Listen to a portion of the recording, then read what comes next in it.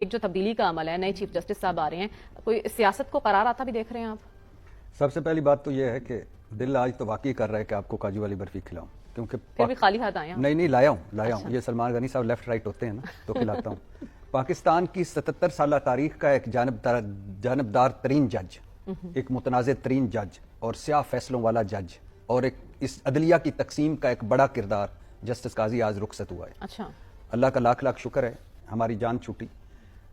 حدیبیہ جیسا open and shut case شریفوں کا justice قاضی نے بند کیا، اور اس میں ایک یہ ریمارکس بھی دیے کہ جب تک میں سماعت کر رہا ہوں میڈیا رپورٹنگ نہیں کرے گا۔ تاحیات نیلی نواز شریف صاحب کے لیے ختم کی۔ نیب ترامیم جو نیب کے ملزموں اور مجرموں نے کی تھیں ان کو جائز اور حلال قرار دے کر این آر او دیا۔ 63A کیس جب حکومت کو لوٹوں کی ضرورت تھی اس وقت لوٹا کریسی کو جائز قرار دیا قاضی فائز حسن نے۔ پاکستان کی سب سے بڑی سیاسی جماعت کا الیکشن سے پہلے بلہ چھینا قاضی فائز حسن نے۔ پاکستانی تاریخ کا سب سے بڑا الیکشن ڈاکہ پڑا، خاموش رہا۔ ملک کی سب سے بڑی جماعت سے سیاسی سپیس چھین لی گئی، خاموش رہا۔ ریکارڈ چادر چار دیواریوں کے تقدس کی پامالیاں ہوئی، خاموش رہا۔ ریکارڈ بنیادی انسانی حقوق کی پامالیاں ہوئی، خاموش رہا۔ ریکارڈ جعلی جھوٹے من گھڑت مقدمے بنے، خاموش رہا۔ سپریم کورٹ پر چڑھائیاں ہوئی، خاموش رہا۔ ججز کی کردار کشی کی گئی، خاموش رہا۔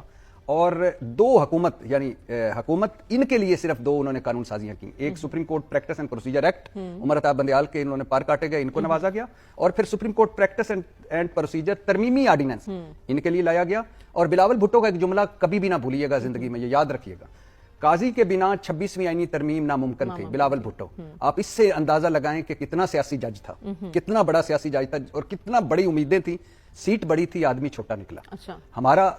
ہماری 76 سالہ لوگ کے سب سے بڑا کرائسس یہ ہے کہ ہم جس کو بھی کندھوں پہ آنکھوں پہ بٹھا کر لاتے ہیں وہ چھوٹا نکلتا ہے۔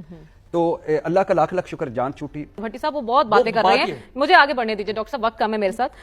فیصل بابلا صاحب کہہ رہے ہیں کہ خان صاحب کو جان بوجھ کے اندر رکھا گیا، ان کی جو قیادت ہے باہر کی انہوں نے ملاقاتوں کا سلسلہ بند کروایا اور یہ اب خود فائدہ لیں گے۔ اور جب فیصل چودھری صاحب کو ہم نے دیکھا کل وہ اڈیالہ میں مل کے آئے ہیں، آج انہیں آؤٹ کر دیا گیا پارٹی سے، یہ چل کیا رہا ہے؟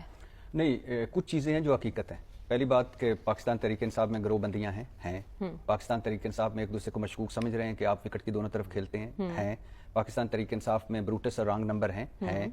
اور یہ بھی سچ ہے کہ 26ویں آئینی ترمیم ہوئی، اس کے بعد حکومت کا کم از کم قلعہ مضبوط ہو گیا بظاہر، کہ وہ جو ان کو خطرہ تھا الیکشن آڈٹ نہ منصور علی شاہ صاحب کرتے ہیں، بشرا بی بی رہا ہوئی، بہنیں رہا ہوئیں، عمران خان کا میڈیکل بورڈ بن گیا، اور وکلا سے ملاقات ہو گئی۔ اور یہ اب اس میں دو کر لیں کہ 15 کیس تھے بشرا بی بی پر، 2 توشہ خانہ کے، ایک ایف آئی اے کا، 12 9 مئی کے مقدمے۔ اور اب اس کے بعد انہوں نے سوچا کہ کیا اور کیس بنائیں گے، یا ایک عورت ہوتے ہوئے بھی بہت ہو گیا، یا یہ تاثر کہ عمران خان بھی بریک نہیں ہوئے اس سے اور یہ بھی نہیں گھبرائیں تو نکال دو۔ اور یہ بھی سچ ہے، میں سلمان غنی صاحب کی بات کہ عمران خان کے 90% مسائل ان کی وجہ سے ہیں، اور یہ بھی سچ ہے کہ عمران خان کے ساتھ وہ پچھلے 9 مہینے سے کھڑی رہیں مشکل ترین وقت میں۔ اب یہ ڈیل یا سیٹلمنٹ ہے، اس سے تھوڑا سا آگے نکل کے نا، مجھے پاکستان تحریک انصاف کی اس وقت حکمت عملی، وہ بڑی پارٹی ہے ان کی مہربانی، لیکن میری جو عقل سمجھتی ہے کہ انہیں اپنی حکمت عملی اور فیصلوں کو بدلنا ہوگا۔ قومی اسمبلی سے نکلے، کیا فائدہ ملا؟ دونوں اپنی صوبائی حکومتیں توڑی، کیا فائدہ ملا؟ فوج سے لڑائیاں لڑیں، آرمی چیف تمہیں نہیں چھوڑیں گے، تم ڈرٹی ہیری ہو، تم اے ہو، تم بی ہو، کیا فائدہ ملا؟ میر جعفر میر صادق کی سے 9 مئی تک کیا فائدہ ملا؟ آپ فوج سے لڑنے سیاست میں نہیں آئے تھے، آپ لوگوں کو میر جعفر میر صادق بنانے سیاست میں نہیں آئے تھے، آپ آئے تھے فوج کی مدد سے۔ اور آپ تو آرمی چیف کو باپ سمجھتے تھے اور فوج پر تنقید کو غداری سمجھتے تھے۔ تو اب مجھے آج تک پاکستان تحریک انصاف، پاکستان کی پوری ہسٹری کی کوئی ایک سیاسی جماعت نہیں نظر آتی جو اقتدار میں آ کے فوج کے خلاف ہو، یا اپوزیشن میں آتی ہے، ان کو فوج وہ اچھی لگتی ہے جو ان کے ساتھ ہو، الیکشن کمیشن وہ اچھا جو ان کے ساتھ ہو، اور ایف آئی اے وہ اچھی جو ان کے ساتھ، پولیس وہ اچھی۔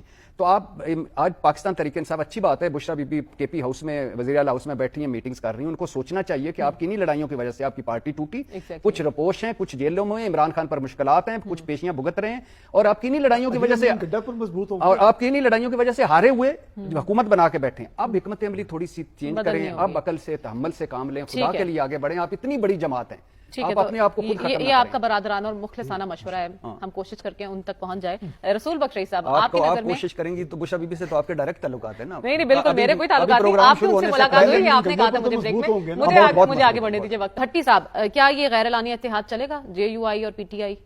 نہیں गुड्डी गुड्डी होगा, अब एक दूसरे के खिलाफ हार्ड स्टांस नहीं होगा, लेकिन इत्तेहाद कोई नहीं है। और दूसरी बात है कि ये ऐसा होना था, इमरान खान साहब और मौलाना साहब दो मशरक और मगरब हैं, शमाल और जनूब है, लेकिन इस वक्त चूंकि दोनों को एक दूसरे की जरूरत है इसलिए साथ साथ चलेंगे, इत्तेहाद हो तो ठीक है। अगर शहबाज शरीफ के ऊपर 200 सवा 200 सियासी मुकदमा जाली बना दिए जाएं, अगर शहबाज शरीफ की ऑडियोज वीडियोज लीक करके पब्लिक करना शुरू कर दी जाएं, अगर शहबाज शरीफ की किसी मनकुआ या किसी 9 मई से पहले पास को चला जाए, अमीर अब्बास साहब 9 मई से पहले इमरान खान साहब के खिलाफ 9 मई से पहले जी आए हुजूरे वाला 9 मई से पहले आ जाएं। मामला ये तो हमारा मसला ये आ गया है कि हमें 9 मई नजर आ रहा है। 9 मई से पहले 9 अप्रैल 2022 से लेके 9 मई 2023 तक जो इस मुल्क में हुआ वो था असल वारदात जो इस मुल्क में हुई एक सियासी जमात के खिलाफ। उस एक साल में इमरान खान के ऊपर दफा 109 के तहत मुकदमा दर्ज हुआ इक़दाम कत्ल का। एक वकील कत्ल होता है क्वेटा में, इमरान खान जमान पार्क में बैठा है। जैसे जुल्फिकार अली भुट्टो को 109 के अंदर फंसा के सजाए मौत दी गई, इमरान खान के ऊपर कत्ल का मुकदमा डाला गया। हमें वो नजर नहीं आ रहा, हमें 9 मई नजर आता है। मदीना मुनव्वरा में मस्जिद नबवी में कुछ बदतमीज लोग, गुस्ताख लोग वहां शहबाज शरीफ साहब के वफ्द के साथ बदतमीजी करते हैं, तौहीन मस्जिद नबवी का मुकदमा इमरान खान पर दर्ज होता है जो जमान पार्क में बैठा है। गद्दारी, बगावत, दहशतगर्दी के मुकदमात यहां दर्ज होते हैं। दफा 144 की खिलाफ वर्जी के मुकदमात की फहरिस्त है। उससे पहले 25 मई 2022 का लॉन्ग मार्च हमें याद नहीं, हमें 9 मई 2023 याद है, जब 9 लॉन्ग मार्च शुरू होने से पहले 3 दिन पहले लोगों के घरों में पुलिस रियासती गुबाश्ते टूटे, उनके चादर और चार दीवारी को पामाल किया, बच्चों के रुखसारों पर थप्पड़ रसीद किए गए। हमें वो याद नहीं है, हमें 9 मई याद है। उससे पहले जो रियासत ने किया वो जुर्म था, वो रियासत मुजरिम थी, वहां पे वह हुकूमत वक्त मुजरिम थी, वह पुलिस मुजरिम थी। ये टैबू हमें तोड़ना पड़ेगा इस मुल्क के अंदर कि अगर मैं बतौर शहरी जुर्म करूं तो मेरी नस्लें मिटा दे आप, लेकिन रियासत को अंधी इजाजत आप दे दें। ये नहीं हो सकता आज जदीद रियासत के अंदर। ये 400 साल 500 साल पुरानी रियासतें थी, बादशाह आते थी, जब बादशाह डिवाइन को जो है वो राइट ऑफ डिविनिटी हासिल था, क्यों वो उसको इल्हामी इख्तियार हासिल है, कोई उसे चैलेंज नहीं कर सकता। अगर आज रियासत किसी के खिलाफ जुर्म करेगी तो रियासत भी मुजरिम है। उस जॉन लॉक जिसने दुनिया को सोशल कॉन्ट्रैक्ट का नजरिया दिया, जॉन लॉक तो मलिक साहब यहां तक कहता है कि अगर रियासत मुआहिदा इमरानी को तोड़ दे, जो मुआहिदा शहरी और रियासत के दरमियान है, अगर रियासत उस मुआहिदे को तोड़ दे, आप पर बगावत फर्ज हो जाती है। ये वो बदबख्त जॉन लॉक कहकर गया जिसके नजरिए पर आज हम सब मुल्क बना के बैठे हुए हैं, मैं पाकिस्तान हूं, तुम फलाना हो, तुम फलाना हो। ये जॉन लॉक का दिया हुआ नजरिया है। ठीक, हम क्या यहाँ पे लोगों को गुलाम बनाना चाहते हैं? भेड़ बकरियां, इन्होंने मारो, छितर मारो, इन्होंने तुम दो, कोई आवाज ना उठाए कि ये रियासत है माई बाप। कोई रियासत माई बाप नहीं है, रियासत जवाबदेह है, माई बाप नहीं है। ये खत्म है तसव्वुर माई बाप होने का।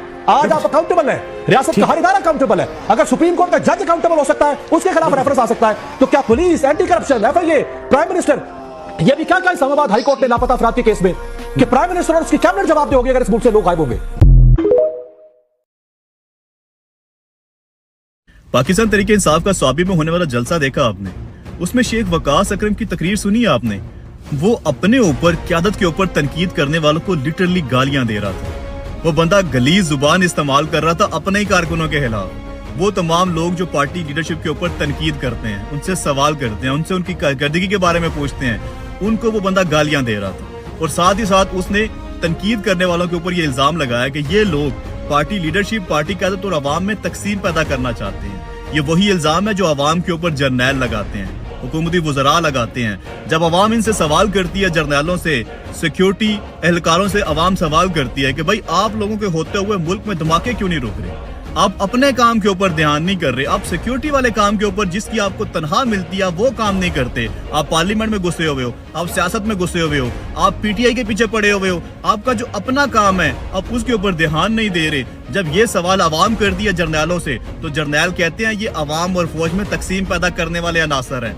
अब ये जो इल्जाम है हमारे ऊपर हमारी पार्टी के लोग लगा रहे हैं। जब हम इनसे इनकी कारकर्दगी के बारे में सवाल करते हैं तो ये कहते हैं कि हम अवाम और पार्टी लीडरशिप को तकसीम कर रहे हैं। हमारे मुल्क में हर वो बंदा जिसे थोड़ा सा ओहदा मिल जाता है, उसका ताल्लुक किसी डिपार्टमेंट से हो, उसका ताल्लुक किसी पार्टी से हो, वो अपने आप को डिक्टेटर समझने लग जाता है। इमरान खान ने कहा था कि अगर मैं भी गलत हूं तो आप लोगों ने मेरे ऊपर तनकीद करनी है, आप लोगों ने सवाल उठाना है। ये कौम का बुनियादी हक होता है। आपका दीन, आपका मजहब, आपका कल्चर, आपका आइन, आपका मुल्क आपको इस चीज की इजाजत देता है। और ये आके जब इनसे सवाल किया जाता है, बजाय इसके कि अपनी कारकर्दगी बताएं कि भाई पिछले 1.5 साल से खान जेल में पड़ा हुआ है, कभी उसकी बिजली बंद होती है, कभी उसकी अखबार बंद होती है, कभी उसकी पार्टी लीडरशिप से मुलाकात बंद हो जाती है, कभी लायर से मुलाकात बंद हो जाती है, बजाय इसके कि अपनी कारकर्दगी बताएं कि हम उसके ऊपर क्या कर रहे हैं, हमारा रद्द अमल क्या है, हम उसकी रिहाई के लिए क्या लाए अमल लेके आ रहे हैं। اس کا جواب نہیں ہے ان کے پاس. الٹا جناب آ کے عوام کو گالیاں دینا شروع کر دیتے ہیں. اور یہ شیخ وقاص تقریباً 1.5 سال ہوا اسے پاکستان تحریک انصاف میں آئے ہوئے. اس سے پہلے یہ نون لیگ میں تھا. یہ بندہ جنگ سے تعلق رکھتا ہے اور ٹرانسپورٹ کی بہت بڑی کمپنی ہے اس بندے کی, بہت بڑا ٹرانسپورٹر ہے یہ. پاکستان تحریک انصاف نے جتنے بھی احتجاج کی کال دی, ابھی پچھلے دنوں اسلام آباد میں احتجاج کی کال تھی, کتنے ایک بندے لے کے آیا تھا یہ. چلو بندے نہ لے کے آتا, لیکن بندے جو آ رہے تھے احتجاج کے لیے ان کو اپنی ٹرانسپورٹ میں سے 2-4 گاڑیاں دے دیتا, اپنی بسیں پرووائڈ کر دیتا, اپنے ٹرک پرووائڈ کر دیتا, اپنی ویگنیں پرووائڈ کر دیتا. کیوں نہیں کی اس نے؟ جب یہ اتنا بڑا ٹرانسپورٹر ہے کہ پورے ملک میں جناب اس کی بسیں چلتی ہیں, اس کے ٹرک چلتے ہیں, تو بھائی یہ کیوں ان بسوں کو, ان ٹرکوں کو اپنی عوام کے لیے استعمال نہیں کر رہا, اس ملک میں انقلاب لانے کے لیے استعمال نہیں کر رہا. جو بھی آتا ہے سالہ عوام کے سر پہ چڑھ کے ناچنا شروع کر دیتا ہے.